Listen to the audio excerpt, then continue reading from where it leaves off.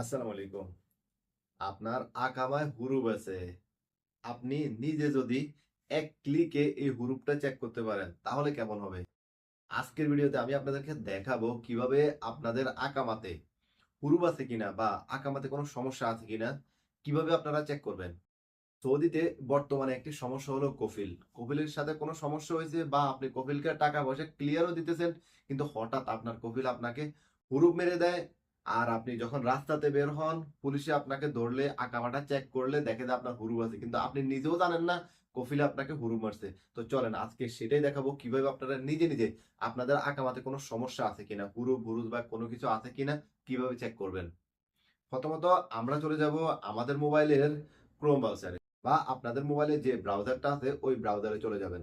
আমি এখন ক্রোম ব্রাউজারে ক্লিক করলাম, সার্চ অপশানে ক্লিক করলাম, লিখলাম MOLGOB। দেখেন আমার কিন্তু চার্জ বারে অলরেডি চলে আসছে দেখেন।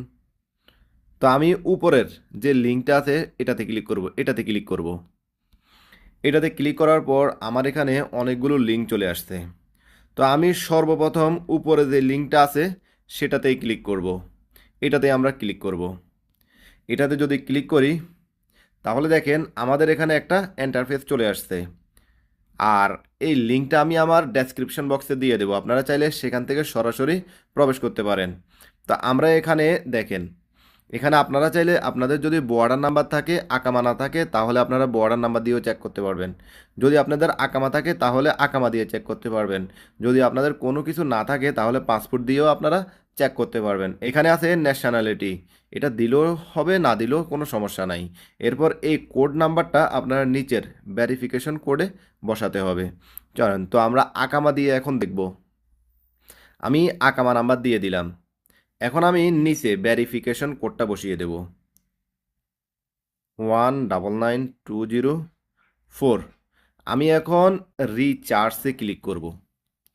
রিচার্জে যখনই ক্লিক করলাম এখন কিন্তু আমার সামনে নতুন একটা ইন্টারফেস চলে আসছে। এখন আমি যখন নিচের দিকে স্ক্রল করব তখন দেখেন আপনারা, দেখেন on the job, on the job তার মানে আমার আকামাতে কোনো সমস্যা নাই। আমি কফিলের চাকরি করতেছি, মানে আমি ফ্রি ভিসা করি আর যেটাই করি তার মানে আমার আকামাতে কোনো প্রবলেম নাই। এখন আমি আপনাদেরকে দেখাবো আকামাতে যদি প্রবলেম থাকে তাহলে কি সমস্যা হতে পারে। এখন আমি আপনাদেরকে আরেকটা আকামার নাম্বার দিয়ে চেক করে দেখাবো আসলে যদি আপনাদের হুরুপ বা হুরুজ বা এক্সিট যে কোনো কিছু যদি থাকে তাহলে কি সমস্যা হতে পারে। আমরা এখন এখানে আকামা নাম্বারটা চেঞ্জ করে আরেকটা আকামা নাম্বার দেব। দেখেন এটা আমি ডিলিট করে দিলাম। আরেকটা আকামা নাম্বার এখন আমি দেব।